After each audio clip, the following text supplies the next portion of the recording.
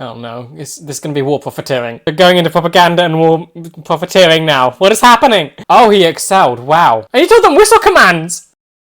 What is going on, guys? Welcome back to the channel. My name is Ben, and today I'll be reacting to Korra Season 2, Episode 5. Now, the last episode concluded this mini arc that we were going through with Korra and the starting of a war in the Southern Tribe, and now it's full on happening. Of course, the other side of that arc was dealing with Tenzin and the family stuff. That had a much more, I guess, positive ending than what Korra's currently going through. So I am looking forward to see more of that family dynamic and just to see them grow as siblings and just see how the children go as well, because we still have the whole Janora wooden statue thing. So that is in the back of my mind on what on earth is happening there. So I'm looking forward to see where they're at now. But yeah, then on the more serious stuff, we have Varrick, who's now on the run from Unalaq. A war has started in the south, between the south and the northern tribe. Unalaq is the full-on villain, and it turns out he's framed Korra's dad and all of this, and now she's gone to the Republic City to get the United Forces, and she's gone to the president of it to try and recruit that. So I just really like that it does mean that she's taken a step back from fighting, and because she actually listened to her dad. She didn't jump right in. She wanted to, but she didn't. And I'm just happy that she's taken that step back and she's gone to get more forces. It's something Season 1 Korra wouldn't have done. It's just nice to see that she is following some kind of order and she is going to get help, because she knows that if she were to fight it all on her own, yeah, she probably would win, but it isn't the right course of action.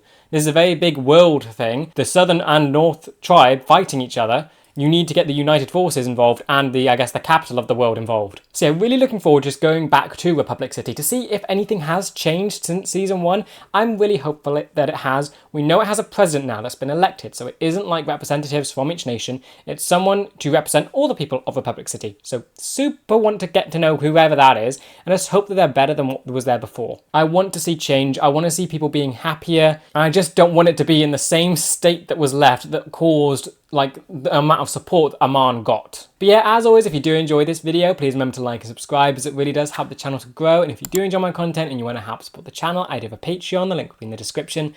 Over there I'm uploading these videos and the full reaction a week in advance. So if that's something you're interested in, feel free to check it out. But with that said, let's just dive on in. Welcome home, Avatar. I'm so glad to see her again. Can she just be in this whole episode? Start a war. Well, I did, but it's more complicated. She tried to prevent it, yeah. There's going to be a Southern Water Tribe Peace March tonight. I need you there to make sure things don't get out. Oh, the effects of it already spread to Republic City. So hopefully they would want to help stop it then, if it's causing unrest in their own city. I just think having you there blatantly supporting one side will only make things worse. Could at least try to seem neutral. Yes, because I'm not neutral. Have some nuance here. The people here have no idea what's actually happening in the north. How fast can information travel? For us with President Raiko tomorrow. We'll get him on board. Whatever. I gotta go to work. Oh, they're finally out of the bear costume. And I am dying for a pedicure. She looks so done with him. She's carrying all of that too. I don't know, Bolin. Figure something out. Say, kid, have you ever seen Republic City at night? The character feels lost a minute with Bolin, because of course Marco, his brother's taken it with Korra. So what is this Bolin left to do? Now you have Varrick come in and they're getting a bond. This makes me scared. I don't know if Varrick is harmless. I know he's eccentric, but is he harmless? Increase security around the spirit portal. Keeping it safe is our #1 priority. How can someone damage it? So he's actually afraid that it could be harmed? No, okay, yep. Stay clear, what a dear. I need you two to go after the Avatar. She's the only one who can open the northern spirit portal. So you do need her? Told Korra what I thought she needed to hear. I'll find her. She stole my husband. Oh great, oh no. Oh, she's gonna win. I'm scared. She looks terrifying. Watch me, Pokey. Pokey. You lay down and roll over. Roll. Is he training one? Oh, was Momo trained? I feel like Momo just did whatever it wanted. Can you train them? That's not no. Classic over-rewarding. Watching this kid train it. Command respect. Let him train it how he wants to train it. How would you like your old dad to teach you how to be a master trainer? Yeah! Ah, please be nice. Bonding episode for those two. That'd be lovely. Ooh, is this like a... This isn't... What's this? It looks like the Water Tribe. Do each tribe, like not tribe, nation have their own certain, like, specific building? The Avatar is leading a group of Southerners in a peaceful protest against Chief Unalaq. This is not the right move. When can Korra learn about political, like, nuance and just delicacy? This is not the right move at all. It's just making herself look like the enemy to a bunch of people. She's meant to be unifying. I know this show just makes it so clear how flawed she is, and I just wanted to do better. What's going on over here? People being sneaky. Stop! Republic City Police! What? Oh! Oh no, that doesn't sound good. Okay. Mako, Firebender, he's good, he's fine. Dual Zuko, yep. Oh no, that's insane. What building is this? Is this meant to, who is that meant to signify? Is that southern or northern? Because that's an attack on one of them, but that would just be for like the water tribe in general. Yeah, who are these guys? Their outfits don't look like they have an allegiance to water. And they're firebenders! Are they all firebenders or are they just all wearing red? And now you have the detonator as evidence. Don't get caught with it. Oh, you can. People will trust you. I don't think they'll try and frame you with it. So is someone else trying to rile up everyone? I saw a firebender running away from the blast. The North might not be responsible. So is it there a third party instigating it? Usually, when I see flashing lights like this, it's because I got hit in the head with a rock. Oh dear. You've changed your clothes as well. What kind of influence does Varric have on him? Oh, he's still got his fame around here. Awesome. Why does the assistant sit at the back? Why can't she sit up front with these two? The fire ferrets.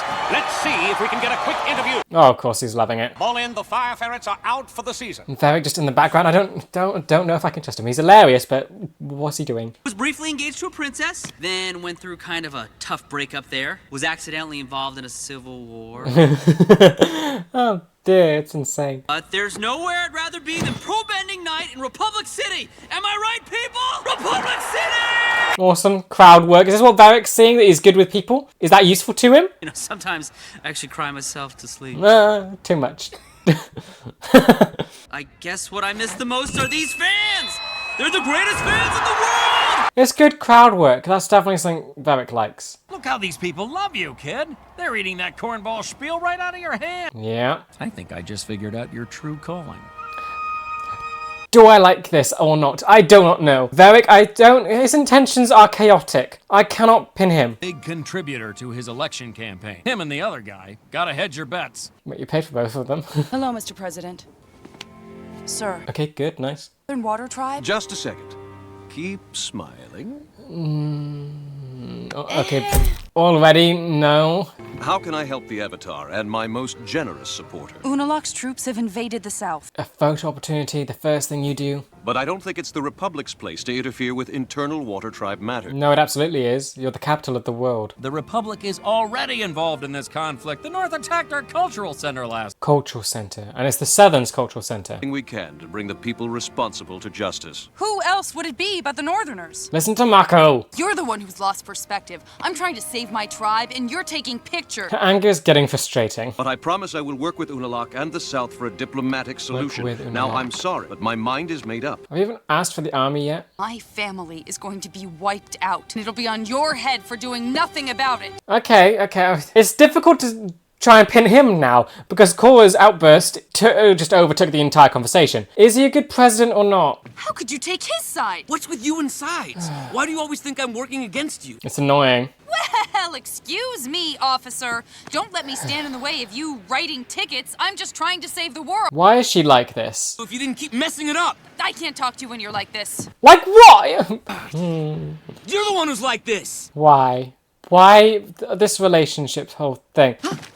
Hey, Oh, in a hurry? you two now? Okay.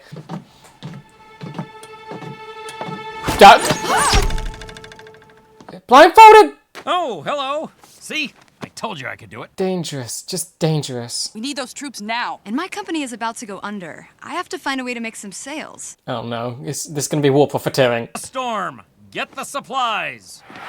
Oh, where'd she go? Let's do this!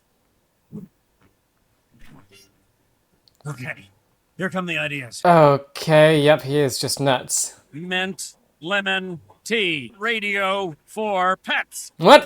Hold on a tick. We don't need the president to go to the South. This is working. Let's go straight to them. If there's one thing I know about troops, it's that they love fighting. Did you need to go upside down with this idea? I feel like anyone could have had this idea. And you need to sell some mecha tanks. I know some people who need them. We'll ship them south. Yeah, war profiteering. Making money for your company, and you'll be helping to defeat Unalaq.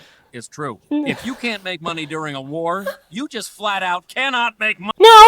It's dangerous on the seas right now, but I'm willing to try. Okay. It'll be crazy risky. But now she has vested interest in this war. Would she want it to end if that means the end of her company? Because she needs them to make money. That's impressive.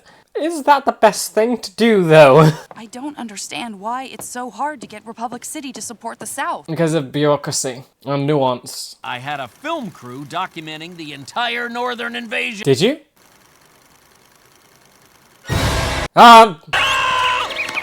Sorry, keep doing it. We're gonna cut this footage together with scenes we shoot of our superstar Bolin playing a Southern Water Tribe hero. Okay, so fiction. So propaganda. We'll root for the North after they see The Adventures of Nuktuk, hero of the South! You're going into propaganda and war profiteering now. What is happening? Where's Mako? I feel like he could have shine some sense on this whole thing. To get General Iroh to fight Unalaq without President Raiko ever even knowing. Probably sounds What? illegal. That's a terrible idea. Thank you. Gonna put me in the movers as this hero, Nuktuk.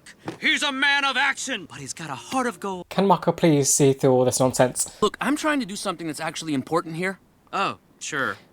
What is it? Why must okay? You know, it's just pooping on like Bolin's enthusiasm. That's kind of yes. That's him. That's the guy that attacked the center. Is it? I gotta go show this to Beifong. Glad I could help. Nuktuk saves the day again. Still all happy. Okay, their little objectives are so distant at the minute. How can Mako shine some light on how crazy this all is? Never forget that. Now call Pokey. Pokey, come here. That ain't gonna work. Pokey. And you just went to him. You're rewarding him for bad behavior. But he's tickling me. And it's adorable. Oh! Don't ruin this. Can't let him nap in the bed with you. Why not? You are the alpha lemur. He has to sleep on the floor. No! Look, it's a sad lemur now. No, Pokey, this is my bed. You sleep on the floor. Don't like this. You can train it differently. Oh. Being alpha lemur is lonely. Yeah, let it back in the bed. It's adorable. I know. You can do it differently. Maybe that's something Tenza can learn. He can learn to do things differently through his children. We're working on it, sir. Well, work harder. If you don't get me results soon, I'm going to find someone who can. That ain't our job. Better run that into Beifong right now. You think? Sure, you're gonna be a hero. No, stop. No. Why are they awful? What makes a rookie beat cop think he can interrupt my meeting with the president? Yeah, great. Yeah. Oh no, they're awful. They're mean. I found something out about the bombing. We'll give it to Lewin Kong, you moron. Now get out! Gotta love her temper. He's a member of the Agni Kais. Someone must have hired him to make it look like Northerners attacked the cultural. I don't want it to be Varric, but he's like spending money at everything.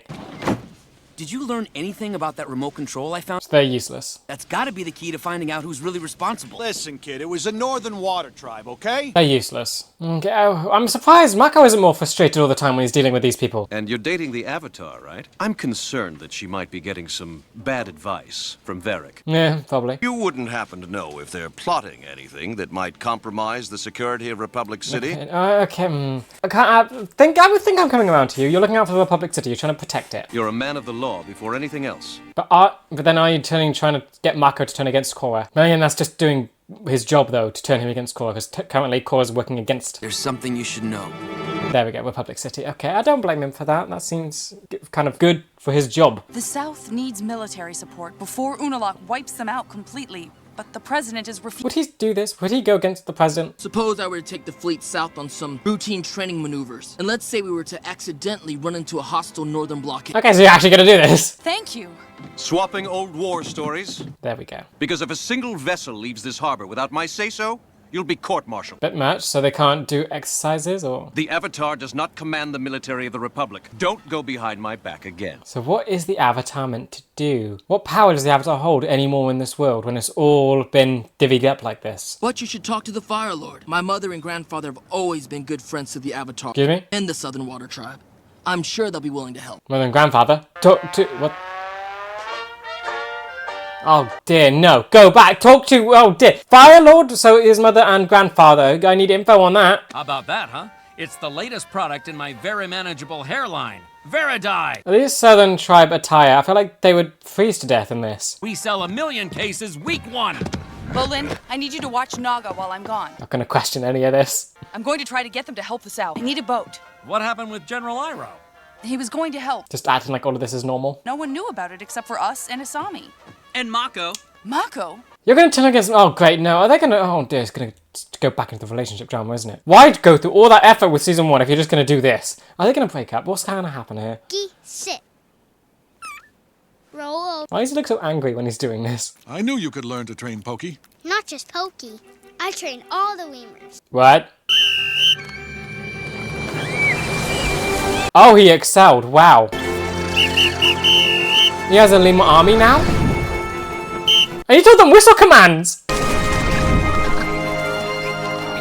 That's impressive. I've created a monster. Yeah. Maybe we should forget about all this training discipline The for angle on now. his face. Why don't you and Pokey just have fun and... Yeah, please. Training makes me tired. Okay, good, good. Come on, Pokey. Yeah, go have fun, go have fun.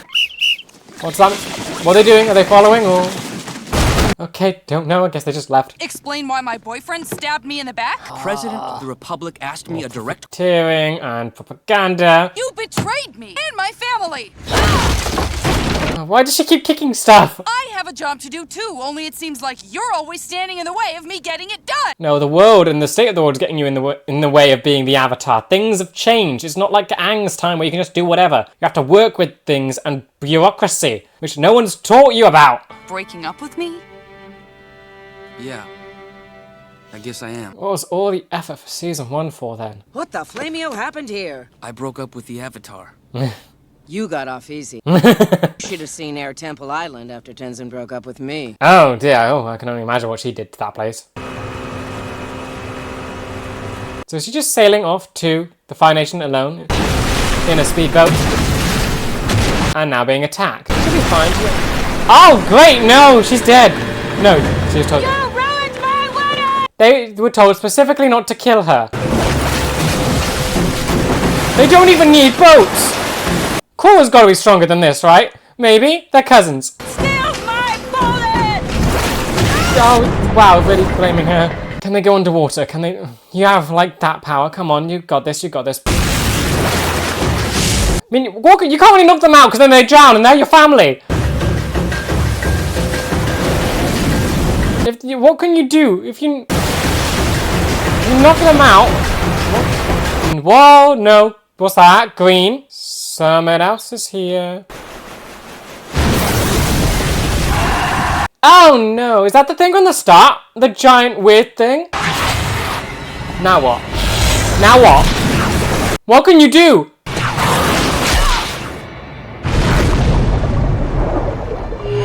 Okay, yeah, Avatar state. Yep, she's got that, she'll be fine. But what can that do with an angry spirit?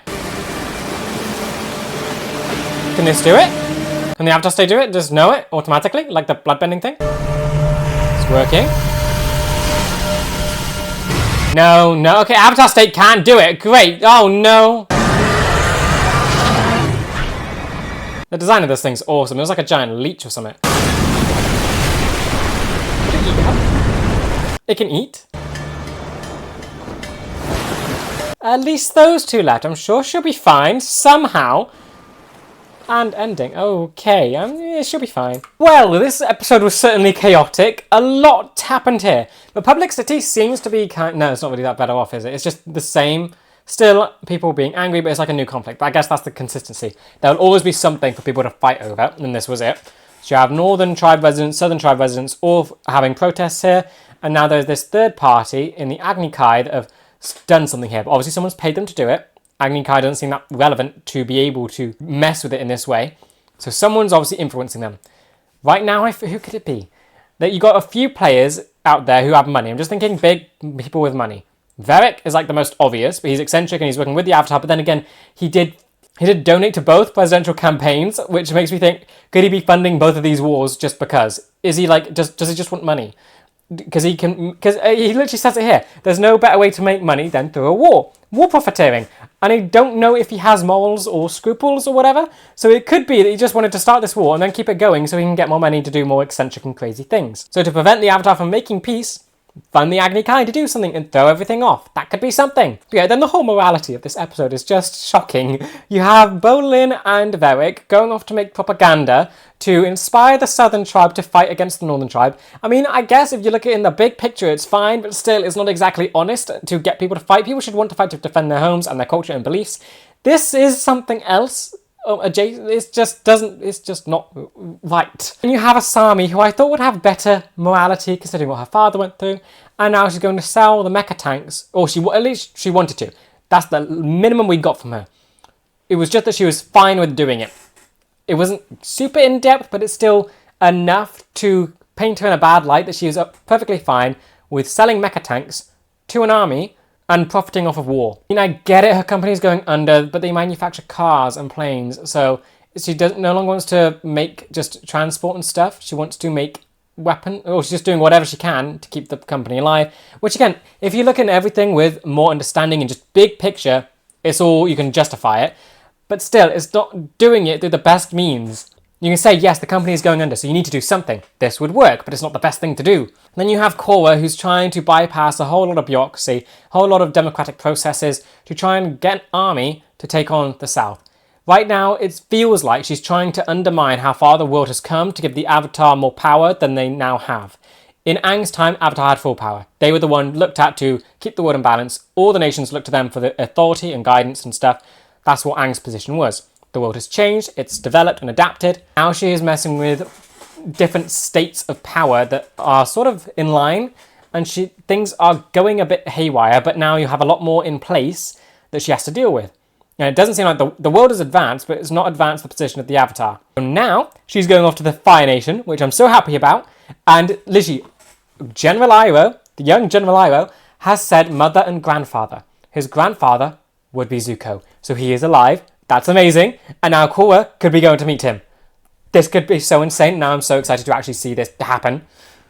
I really hope I'm not wrong. This can't be. I hope that this is happening. I hope this doesn't turn out to be like a red herring and that they don't meet and they just reference him. It also means that she's kind of undermining more of what the world has become by going to someone from the old world, by going to Zuko, trying to get his aid. The mum and daughter of Zuko could be a bit more in between because she would be the Fire Lord. She would be the Fire Lord. So that could be the same sort of authority as the president of Republic City. So maybe we can see a good debate between Zuko and his daughter.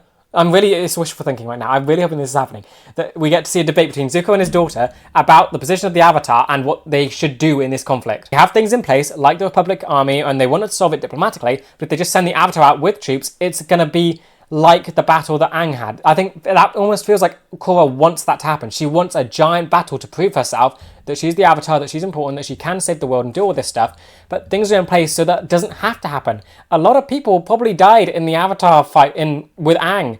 Of course, you probably have some casualties from the Fire Nation, yet people died during what the Fire Nation did. And the state of the world now is to prevent that as much as possible. And going Korra's way would basically just cause a lot of collateral damage, which we saw in the very first episode of this show with what she did to Republic City. She's not learning and adapting to this new world, and that's the most frustrating part about this. She feels like she belongs in Aang's time, and it's just so frustrating to see her not try and adapt to what the world has become. Then on the more lighter side of things, we get to see Tenzin bond with his kid, and Milo just trying to train lemurs, and of course, he's created a monster.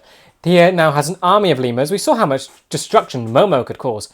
Momo was incredible. Now he has an army of, I guess, baby ones, so they still can grow up and do more chaos. I just love that that's like the lighter side of all this. It's just fun, and we get to see Tenzin with his children. But it did prove him right, though, that he has to be maybe a bit more controlling. I was hoping that we'd get to see Milo have a different way of training the lemurs to be more encouraging or something, but just reinforced that Tenzin was right in putting the lemur on the floor, not letting it sleep in the bed, being the alpha and creating a distance. But then at the end, I guess we did see him loosen up a little bit by saying that he's created a monster, maybe have some time to just cool off, no longer be the alpha, just have some fun.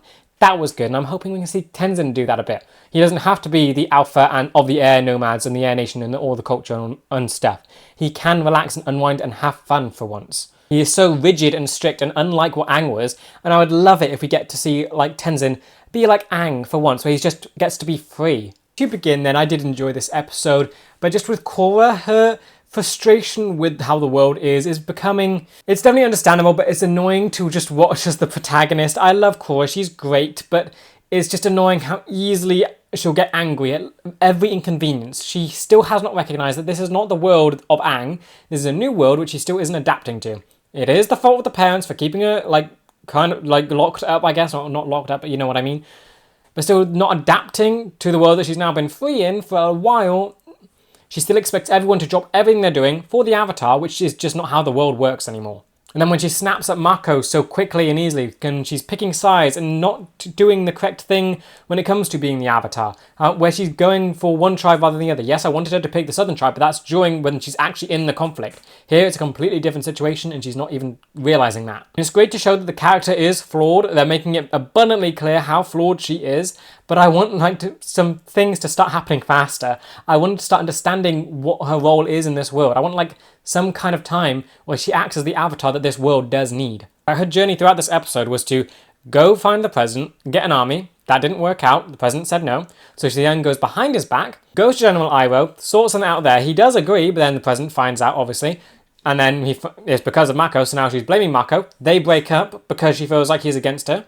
And now she's gone off to the Fire Nation to recruit them to help. She is incredibly volatile when it comes to wanting to do this. Yes, it's motivated from a good place. She's afraid for her family. She thinks they're going to be wiped out. It's a good concern to have. She is desperately trying to get help, but of course she's not going about it in the correct way. But then can you say is there a correct way when her family's lives are on the line? It is a tricky situation, but she is taking it out on all the wrong people. But then at the end, she's been swallowed by a giant spirit creature thing. So that's another problem to deal with. I know she'll be fine. I kind of feel bad for the creature. She'll probably firebend and make the thing throw her up. But it's interesting to see that the Avatar state can't even calm the spirits as well. That was sort of Korra trying to do that. So it's still something that Unalaq has against her, that he's able to do this thing with the spirits. We also find that he still does need Korra to open the northern portal, even though he told her he didn't. So there's some weird lying manipulation. I'm not really sure what game he's playing at the minute, but it's going to be fun to figure out how Korra will fit into this story and how the Avatar is needed still. Then we have Mako, and I just feel bad for the guy. He's just trying to do his job. He's getting bullied at the police station. He's getting made fun of. He's being embarrassed by the other officers. And then Korra breaks up with him for just doing his job and trying to stop her from doing a very stupid thing. Going behind the president of Republic City's back to get an army, that would make her an enemy of... No, that would make an enemy out of the president of the Republic City. That is not a good thing for the Avatar to do. Mako is making all the right decisions there, and Korra blames him for it all and breaks up, and it's just annoying to watch the whole relationship drama. I know it'll probably only get worse from here, and I'm just not a fan of relationship drama in general, but it just makes me think, what was the point of season 1 and getting their relationship going if now it's just over like this? Did they even have a good moment as boyfriend and girlfriend? I felt like they had a couple at the carnival, but mainly all I can remember about their relationship is just fighting constantly. But yeah, at least now Mako is a bit more free to do what he needs to do in Republic City. I'm assuming this probably means he'll stay in Republic City if Korra does go back to the south. He now no longer has to go because of his girlfriend, but I assume he would go anyway because they're still friends, they still care about each other. But of course he could just dive into the police work and try and figure out who the third party is. They could work in Republic City to help Korra by figuring out who's trying to instigate and provoke the attacks and the anger between North and South. But then Bolin and Varric, they are concerning together. Varric is hilarious, I love him, but I don't understand his angle. He's very chaotic and erratic, but what is he motivated by? What is he doing? Is it because it could just be being crazy? He might not have any motivation. He could just be doing whatever for the thrill of it. Or he could be wanting money. Is he like the kind of rich person that spends money however they want, but they also need that money to continue their lifestyle? So would he orchestrate a war to then profit off the war? That could be something. He basically paid for both campaigns for the president of the Republic City so that he could get leeway for that president because he was a campaign donor. So no matter who won, he could benefit from it. That's red flags to me. And he's also following around Bolin, seeing what Bolin's good at, being good with people, and now he's come up with a propaganda campaign. It feels like he's just I don't know if he has morality to him. It's very interesting to think about. He's a fun character and just very chaotic, and you can't really pin him down. He just does whatever, and the impact it has on Bolin scares me. Because now he's dressed up in whatever this is. He's part of the whole propaganda campaign. He's such an innocent, sweet person, and I don't want him to be caught up in something that's this morally ambiguous. Then we have Asami, who didn't get that much to do in this episode, but she mainly had one part that stuck out to me. Her journey through this season seems to be trying to re-establish the company. After everything her father did, we know it was tanking and it was going to go bankrupt. They'd lose the company, all of it would be done. So she's trying to salvage it and try and give it a better name or do something. She hasn't even tried to give it a better name yet. She's just trying to keep it afloat. And that's never going to work because the public image of it is bad. But right now, she's just looking for any kind of thing she can sell to get money. It's a short-term solution, but kind of necessary, and I can kind of understand it. She might not want or agree with war profiteering, but she's just doing it to keep the company going so she has time to figure out a better plan. But still, she had no reservation about it, which just concerns me. I like having characters with a bit more morality than that. The fact that they're so they talked about it so casually, just making money off war and people potentially dying.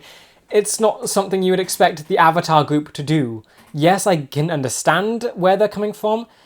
It can kind of be justified, and maybe you can downplay its impacts on people's lives. Still, I'm shocked that Asami didn't have any kind of pushback or hesitation to it. She was just all for making the mecha tanks that she was so horrified about before, and selling them to the army so they can be used on other people. That kind of just seems very abrupt to me. She was so vehemently against the idea of her father being this bad person who had worked with Aman. They made cars and transport. Now they're making tanks, which she did not like the idea of, and now she's going to make more and sell them to armies to be used again. So that's just, it strikes me as odd. I'm hoping we get more development on her, because her whole goal in this season is to try and do something with her company. And I feel like this is the first step. It's not a good decision, and hopefully she can recognize that and then do something better. So hopefully this just gives her, maybe this is what establishes her sort of morality, or maybe this is what will establish her direction with the company. She does this, realizes that it's a bad idea, and then can go away from it. I would be happy with that. And Tenzin's side of this thing was just really nice. After his whole thing with his siblings, losing a child, all that seems to be resolved now. They seem happy, and this episode was just him spending time with his son, and it was just a very quiet and calm sort of thing. It was very sweet, and I think the lesson of it is just at Tenzin, who was very strict and very rigid. You have his kid, who Tenzin was almost trying to teach him to be that strict and rigid when it came to training the lemur. I felt like it mirrored Tenzin's approach to parenting, where he was very strict, telling them that he is in charge and to do what Tenzin says, so that's what the kids do as he's raising them. And then that's being mirrored by Milo, who's training the lemur. Then, of course, by the end, Tenzin has seen that his methods has created a monster in his child, and being able to control a giant army of lemurs. So maybe this could give him a more fun side. I'd love to see Tenzin sort of learn from his children and be more free, because his children are very free. They're so childish and fun. We have never seen what Tenzin was like as a kid, and as an adult, he does not remind me of Aang that much. More Katara, but it's clear the stress and pressure of being the last or adult airbender in the world is there, and he was a public official, so he has all of these things that sort of make him tense up. But I'd love to see a looser Tenzin, one that reminds me so much more of the carefree Aang that we know. And I feel like this could be the first step where he's seeing that freedom in his children, and maybe he can start doing some of that himself. Then we also got to see Republic City again, which I'm very happy with. The city looks kind of like it's changed, I guess. It's just the fact that there will always be something to fight over. There will always be a conflict, and right now the conflict is between the southern and the northern tribes. So that kind of overshadows what peace we could see in the city between benders and non-benders. We'll see they have a new president. Not sure what I think of him yet. The first thing we see of him is him using Korra for a photo opportunity. Seems like any president would do that. Press would surround them. This would be an important meeting. But the fact that that was the first thing, don't know quite yet if that rubs me the wrong way. But he seems okay. He seems like he's doing his job. There's not much character to him. He's just the president who's looking out for the city itself and looking for diplomatic solutions to things. So far, face value, seems fine. The good thing is he was elected, and he seems to be representing all of Republic City, not just nations and benders and all this, so he should have everyone's interests at heart. I'm hoping he's a non-bender, kind of. I mean, it doesn't really matter. As long as he's from Republic City, he can and listens to everyone's demands. Because you could say that if he's a non-bender, would he listen to benders' commands? It's that sort of thing. Maybe it'd be better if you just don't know. So I kind of like that we don't know if he's non-bender or bender yet. So he can just have a fair representation of everyone. But it does seem like the city has healed quite a bit. There wasn't any Aman sort of sentiments that were picked up on at all. The city just felt and kind of looked like it did at the start of the season, where everyone's sort of fine. But the only division is between the north and the south people. So there didn't seem like there was any division between benders and non-benders. So it's just a new conflict that's taken over.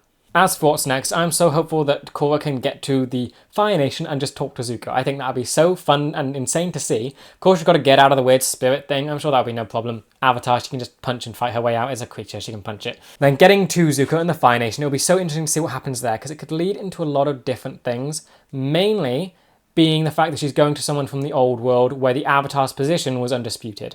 Now, you don't know where the Avatar's position is in this world, and she doesn't know where the Avatar's position is, and that's why she's running into so many issues.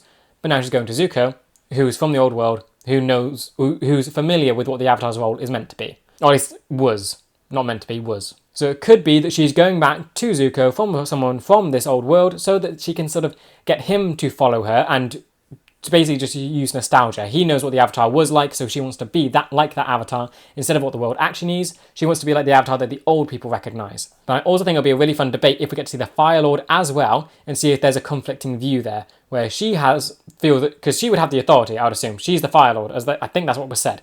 So if she's the Fire Lord, she would have authority, and I don't know if she would give up like the authority to the Avatar. Would she listen like that? It'd be very interesting to see, and I hope that they do a great debate in just cementing where this Avatar is meant to be in this world. What is her place? And just have her question it. Because I don't think she's even questioned it yet. She's trying to be the Avatar, but she doesn't know what the Avatar is meant to be yet. She's trying to be something that she has no idea what their role is. And the only way to move forward is actually to define that thing. But then, of course, we have the growing conflict, south and north.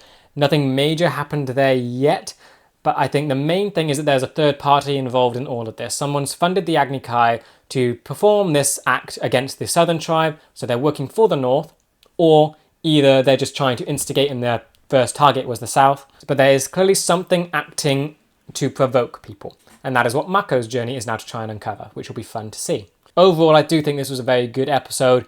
There are just things with Korra that is getting frustrating the more it goes along. I know she's a character that takes a while for development to happen. It's just I wish that we just got to see little bits of it sooner. Like her whole anger thing this season has been understandable, but it's just frustrating. If anything, Zuko would be the perfect person to go to. He was controlled by anger for so long. Korra is now doing stuff like that. So hopefully if she does get to meet him, that can resolve a lot of it, which is making me so hopeful for the interaction. I hope I'm not being naive. I'm hoping it's not a red herring. I'm hoping it's going to happen because it would help Korra so immensely much. Other than that, the story is definitely picking up. The stakes are sort of rising. You have lives being threatened. A war is breaking out. Of course, we haven't seen what the war actually looks like yet. Mainly, we're just seeing the setup of it. And now the war is in effect. We've seen no battles or anything. It's just almost, it's right on the precipice of fighting, I would assume. No, I don't think anything's been fought or anything. We just know that Korra's father is out there and they're probably planning their attack. War is happening. And they're planning attacks, but nothing has fully started yet. So cannot wait to see when all of this will kick off. But it's clear that things have started. There will be chaos, I'm assuming. It'll just be very interesting to see how Korra tries to resolve it while also figuring out where she is meant to be in this world and in this conflict. Yeah, with that said, that does bring me to the end of this video. I hope you guys enjoyed. Let me know what you thought about this episode in the comments. And with that, I will see you in the next one for Season 2, Episode 6. See ya!